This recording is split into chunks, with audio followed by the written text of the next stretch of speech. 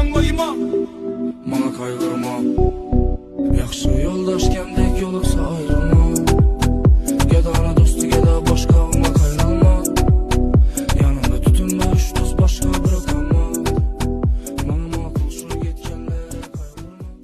Yüzümdə bəklədim hə bu beyt etdin. Mana şu makullahın etdeyin. Görəm mən nə kesəm anlayma, mana kaygırma. Yaxşı yoldaş kəmdək yoluqsa ayrılma. Geda ana dostu geda başqa olma kaynalma.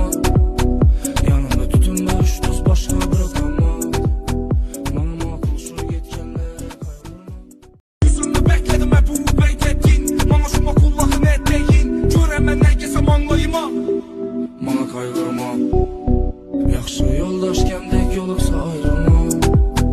Geda ana dostu geda başqa olma kaynalma. Yanında tütünmə üç dost başqa bırakanma. Mana makul şu yetkənlərə kaygırma.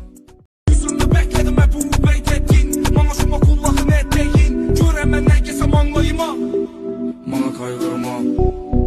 Yaxşı yoldaş kəmdək yoluqsa ayrılma. Geda ana dostu geda başqa olma kaynalma. Yanında tütünmə üç dost başqa bırakanma. Mana makul şu yetkənlərə kaygırma. Yüzümdə bəklədim hə bu beyt etdin. Mana şu makullahın etdeyin. Görəm mən nə kesəm anlayma, mana kaygırma. Yaxşı yoldaş kəmdək yoluqsa ayrılma. Geda ana dostu geda başqa olma kaynalma. Yanında tütünmə üç dost başqa bırakanma. Mana makul şu yetkənlərə kaygırma. Yüzümdə bəklədim hə bu beyt etdin. Mana şu makullahın etdeyin. Görəm mən nə kesəm anlayma, mana kaygırma. Yaxşı yoldaş kəmdək yoluqsa ayrılma. Geda ana dostu geda başqa olma kaynalma. Yanında tütünmə üç dost başqa bırakanma.